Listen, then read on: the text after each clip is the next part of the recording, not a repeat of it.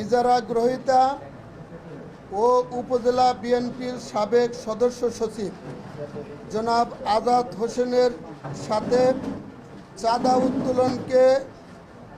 চাঁদা উত্তোলনের ঘটনাকে কেন্দ্র করে ইজারা গ্রহীতা কর্তৃপক্ষের প্রতিনিধি হাফিজুল ও তার সাথে থাকা 4-5 জনকে জনাব আজাদ হোসেন এবং তার সাথে থাকা 150 থেকে 200 জন তাদেরকে বেদম প্রহার করে।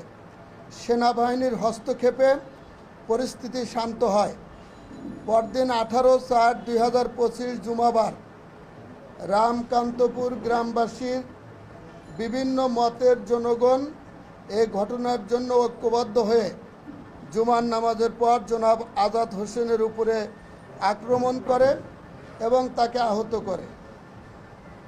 আমরা উক্ত ঘটনার তীব্র নিন্দা জানাই এবং তার আশু আরোগ্য কামনা করছি। উল্লাপাড়ার ঘটনা ছিল ব্যক্তিগত ব্যবসা ও চাঁদাবাজি সংশ্লিষ্ট, সুতরাং আমরা রাজনৈতিক রূপ দেইনি। প্রথমে জেলা বিএনপির পক্ষ থেকে বিবৃতি দিয়ে জানানো হয় দুষ্কৃতকারীরা ঘটনার সাথে জড়িত, কিন্তু কিছুক্ষণ পরে উক্ত ঘটনাকে রাজনৈতিক রূপ দিয়ে জামাতের উপরে দায় চাপানো হয়। এরপরই বিএনপি উল্লাপাড়া দেশীয় অস্ত্রশস্ত্র নিয়ে মহড়া দিয়েছে। বাংলা ইউনিয়ন জামাতের সভাপতি মাওলানা আমিনুল ইসলাম সহ 8-10 জন জামাত কর্মীকে মারাত্মকভাবে আহত করে। বড়হার ইউনিয়নের 2টি অফিস ভাঙচুর করে। গতকাল জেলা শহরে ছাত্রদলের ব্যানারে মিছিল থেকে ধর ধর শিবির ধর, ধৈর্য ধরে জবাই কর স্লোগান দেওয়া হয়, যা ফৌজদারি অপরাধের শামিল।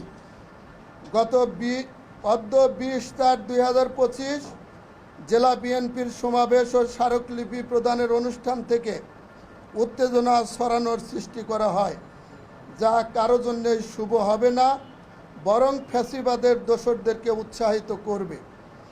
আমরা এই ধরনের উদ্দেশ্য প্রণোদিত রাজনৈতিক কর্মসূচি থেকে বিরত থাকার জন্য আহ্বান জানাচ্ছি। উল্লাপাড়া উপজেলার সংগঠিত ঘটনা অরাজনৈতিক ও ব্যক্তিগত। এই ঘটনার সাথে বাংলাদেশ জামাত ইসলামীর কোনো সম্পর্ক নেই এবং বিএনপির দায়ের করা মামলায় যাদেরকে আসামি করা হয়েছে তাদের অধিকাংশ আসামি বিএনপির রাজনীতির সাথে জড়িত।